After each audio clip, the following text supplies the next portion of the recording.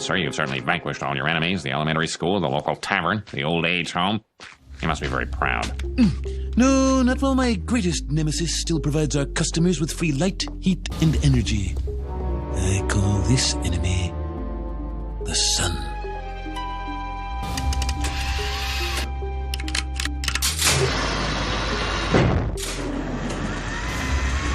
Since the beginning of time, man has yearned to destroy the sun. I will do the next best thing. Block it out.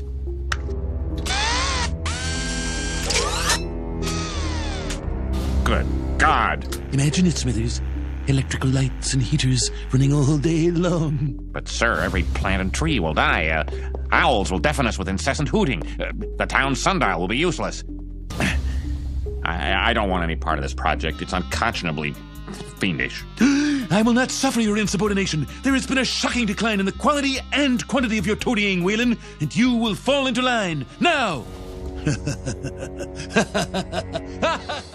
A new world order.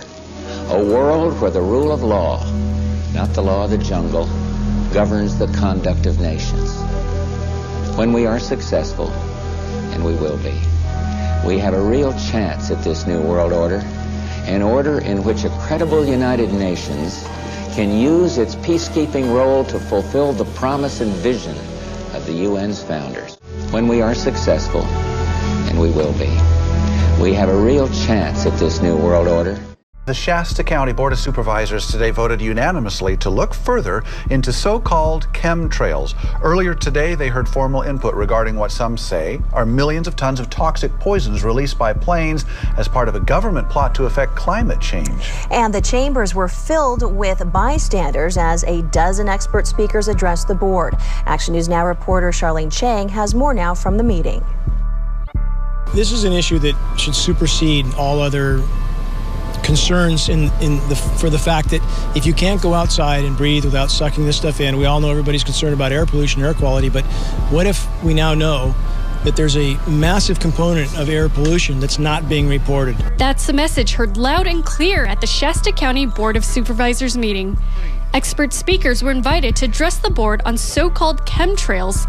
Hundreds of people showed up to make their voices heard, traveling from places like Oregon, Wyoming, and even Spain. I want to tell you that we're in very great danger from the pollution that's coming down over us. And we've been led astray by the military-industrial complex. Chemtrails is a term referring to the visible trail left by aircraft in the sky. Believers say that this shows that the government is releasing dangerous chemicals. Activists prefer the term geoengineering. They say it puts poison in the soil and water, increases the level of UV radiation, destroys the ozone layer, and makes people very sick. Chemtrails are largely dismissed in the scientific community as condensation trails, which form when engine exhaust meets extremely cold air. One thing I don't get is how people still deny chemtrails. You know, for a lot of us it's common knowledge and it's easily observable. People see it and they still won't believe their own eyes. Their intuition is broken and they're easily manipulated into agreeing with complete nonsense from the mainstream media. And sometimes the mainstream media even does stories on chemtrails and the programs that utilize these things. Even before I started researching this subject, I knew that chemtrails were real just by looking at them.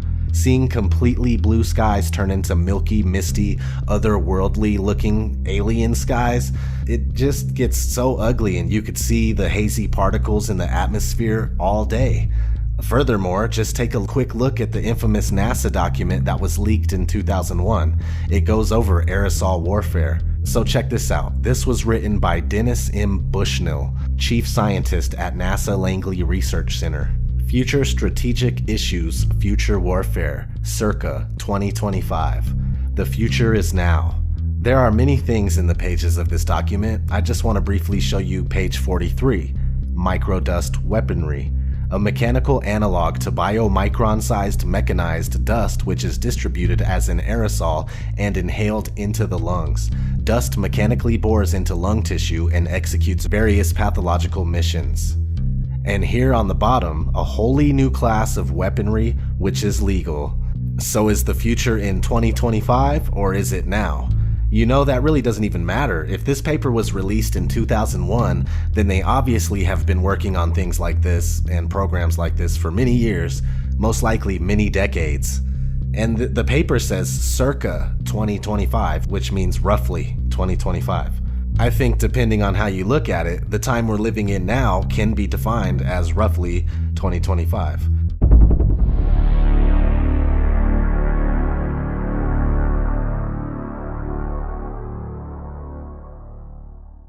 You've got to, in a sense, engineer all these so you get the right kind of clouds for the effects we want.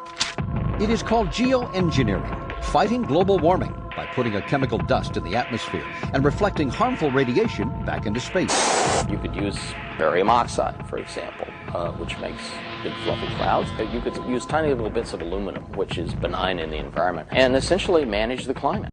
This next story is so unbelievable, we didn't think it could possibly be true. But after receiving thousands of records and declassified reports from the Army, it's confirmed that during the Cold War, the United States military conducted secret tests on unsuspecting people in the city of St. Louis. Lisa Martino Taylor's life work has been to uncover details of the Army's ultra-secret military experiments carried out in St. Louis and other cities during the 1950s and 60s. This study was secretive for a reason.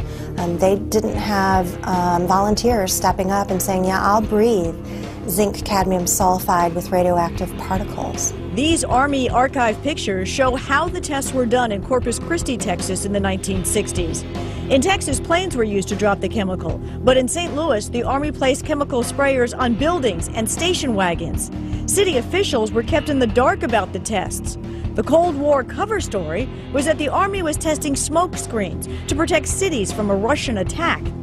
The truth, according to Martino Taylor, was much more sinister.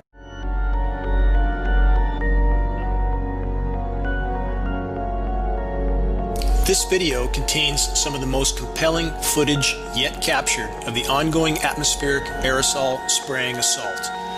Countless people ask me how we can prove that jet aircraft are spraying in our skies. Here's the answer: because we have up-close film footage of these jets spraying, turning on and off, period.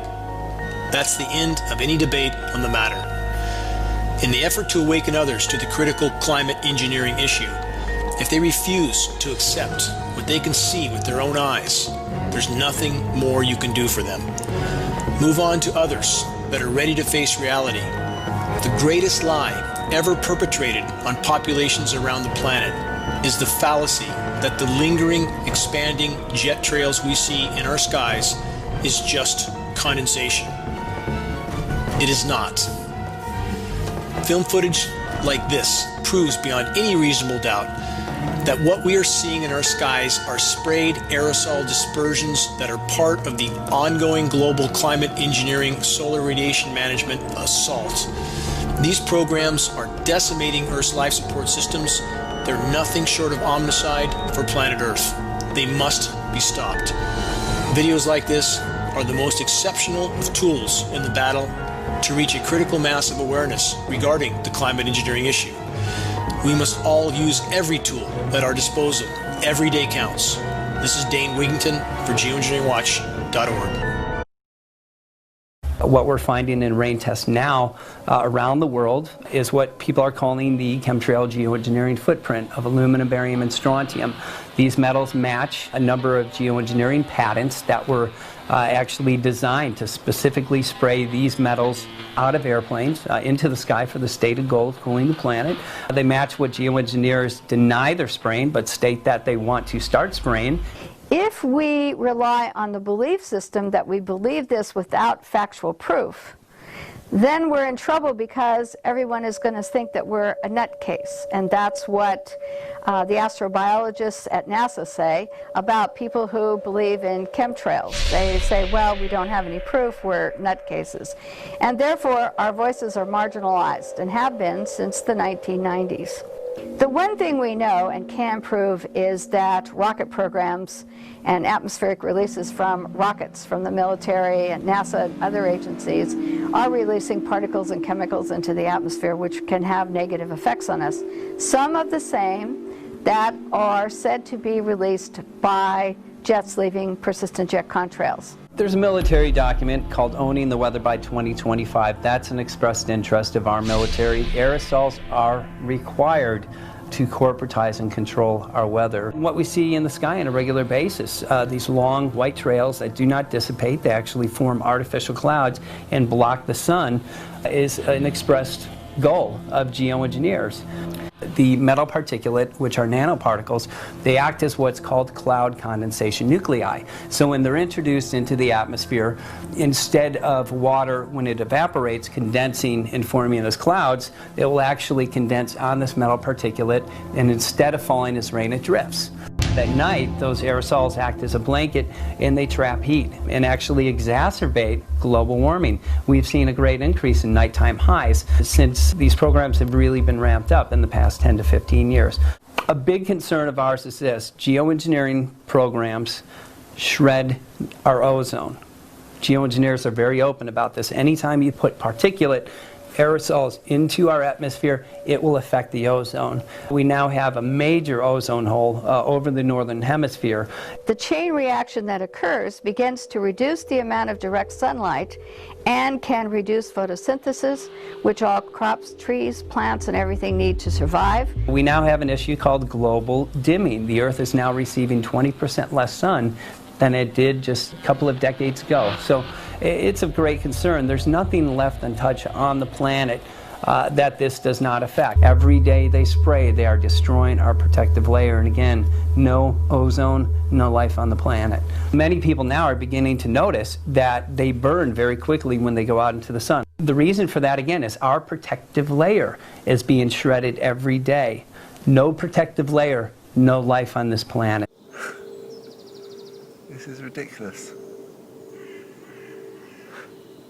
Aluminum, according to the physicians that we've spoken to, actually builds up in the body, so it will accumulate, and if it's not flushed out or chelated, it will compromise the health of an individual. Barium compromises our immune system. We have seen respiratory mortality go from number 8 down to number 3 in the past 6 years. The day-to-day breathing in of these heavy metals will impact our health in a very negative way, leading to cancers and a number of other illnesses.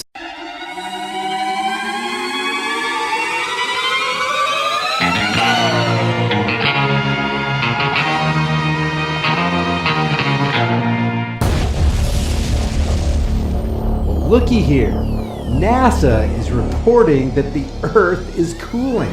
They say the average global temperature dropped by more than 0.5 degrees Celsius from February 2016 to February 2018. Scientists find Earth is cooling, not warming. NASA predicts mini ice age, Al Gore. Even the Washington Compost Pile is reporting that global temperatures have dropped since 2016, and that's normal. Real Clear Markets asks, did you know the greatest 2-year global cooling event just took place? And as geoengineers increase global dimming on this cooling Earth, what does globalist billionaire puppet Bill Gates want to do? He wants to begin blocking the sun in the spring of 2019. Why? To cool a cooling Earth that he wants you to believe is warming. Harvard scientists intend to block out the sun's rays from Earth as a way to defeat climate change. The geoengineering project, they say, is an attempt to cool the Earth's overall temperature.